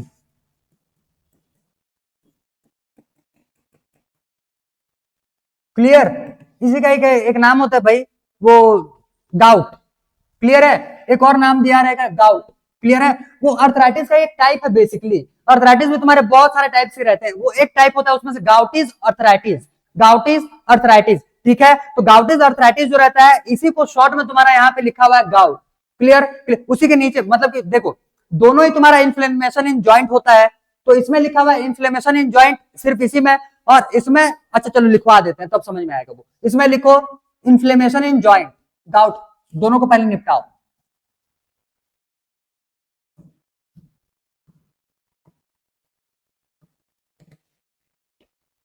अर्थराइटिस, इसमें क्या हो जाएगा, inflammation in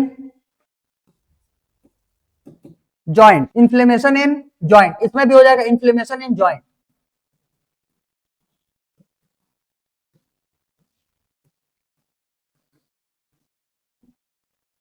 due to deposition of uric acid. Clear? तो दोनों ही तुम्हारे किसके टाइप है बोलोगे, तो दोनों ही तुम्हारे क्या हो जाएंगे, ये अर्थराइटिस ही है, दोनों ही अर्थराइटिस है। अर्थराइटिस के तुम्हारे बहुत सारे टाइप्स होते हैं, जिसमें से एक टाइप गाउटिस अर्थराइटिस होता है। समझ में आ गया। Next, osteoporosis. ओस्टियोपोरोसिस, ओस्टियो का मतलब हो जाएगा बोन, और पोरोसिस का मतलब होता है पोर्स, मतलब हड्डी जो रहता है, हड्डी में छोटे छोटे पोर्स बन जाते हैं, और ये तुम्हारा एज रिलेटेड डिसऑर्डर होता है। क्लियर, ये हो जाएगा एज रिलेटेड। बूढ़े बूढ़ी लोग जो रहते हैं उनके बॉडी में धीरे धीरे करके पोर्स बनना चालू हो जाता है, मतलब उनका बॉडी जो रहता है फ्रेजाइल बन जाता है।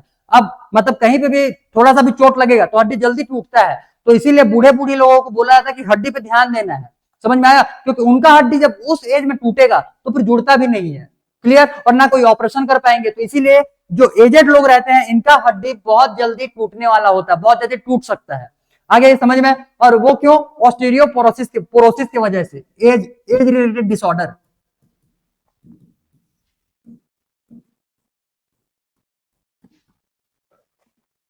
क्लियर, क्या हो जाएगा, ये एज रिलेटेड डिसऑर्डर किसमें दिखेगा, बूढ़े बूढ़ियों में ज्यादा देखने के लिए मिलता है। बेसिकली इसमें होता क्या है, पोर्स इन बोन्स, स्मॉल पोर्स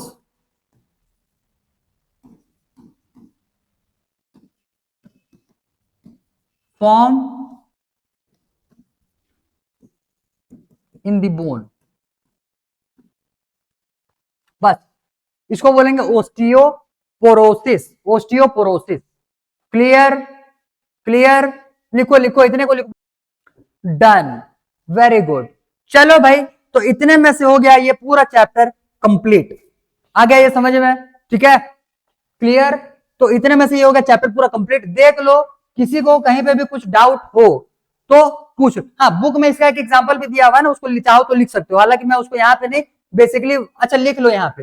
वो एस्ट्रोजन एक हो गया, एस्ट्रोजन की कमी की वजह से फीमेल्स में ज्यादा देखने के लिए मिलता है। क्लियर, जैसे अब भाई इसमें तुम्हारे ऐसे टर्म्स आते हैं जिसमें कि 12th के टॉपिक्स यूज होते हैं, बस इतना ही लिख लो, estrogen, due to lack of estrogen in females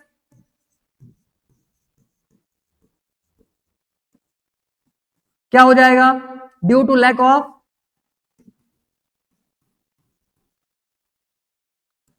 oestrogen, estrogen की वजह से होता है। समझ में, जब मेनोपॉज आ जाता है फीमेल्स में 45-50 ईयर्स के बीच बाद, उसके बाद उनके बॉडी में एस्ट्रोजन का कमी होता है। समझ में आ गया, तो जिन भी फीमेल्स में एस्ट्रोजन बहुत ज्यादा लेवल पे डाउन हो जाता है, उनके बॉडी में ये देखने के लिए जरूर मिले। इसके अलावा भी बहुत सारे और हार्मोन्स भी रहते हैं, जैसे आगे हार्मोनल वाले चैप्टर में देखेंगे, जो पैराथॉर्मोन कहां से निकलता है, पैराथायरॉइड ग्लैंड से निकलता है। अगर पैराथॉर्मोन भी तुम्हारा प्रॉपर्ली सिक्रेट नहीं हुआ तब भी तुम्हारा ओस्टियोपोरोसिस होता है। आया ये समझ में, क्लियर। तो आगे के चैप्टर्स के वो टॉपिक्स है, लिखा यहीं पे है, ठीक है, नाम यहीं पे लिखा हुआ है, तो चाहो तो लिख लो इसको। बाकी इसके बारे में आगे के चैप्टर्स में हम लोग डील करने वाले होंगे। मैं उन एलिमेंट्स को यहां से कराने से बचता हूं जिसके बारे में डिटेलिंग हम लोग को आगे के चैप्टर्स में देखना ही है, क्योंकि यहाँ पे बताएंगे भी उसको तो कुछ समझ पाओगे नहीं, और रटने वाले एलिमेंट्स इतने जाते हैं, एक्स्ट्रा और रट के करोगे क्या, क्योंकि मेरे को पता है आगे के चैप्टर्स में और 12th का सिलेबस जब हो जाएगा तब केस में एस्ट्रोजन ये स्टेटमेंट भी समझ में आ जाएगा। और जब हार्मोन वाले चैप्टर, आखिरी चैप्टर, इस चैप्टर के बाद का चैप्टर जब हम लोग कंप्लीट कर लेंगे, तब तुमको वो पैराथॉर्मोन वाला भी कंडीशन जो है वो समझ में आ जाएगा। तो वहां पे एक बार एग्जांपल को और डील करेंगे। क्लियर है, ठीक है। चलो भाई, तो इतने में हो गया तुम्हारा पूरा चैप्टर कंप्लीट। अच्छा, no doubt, no, clear, good, very good.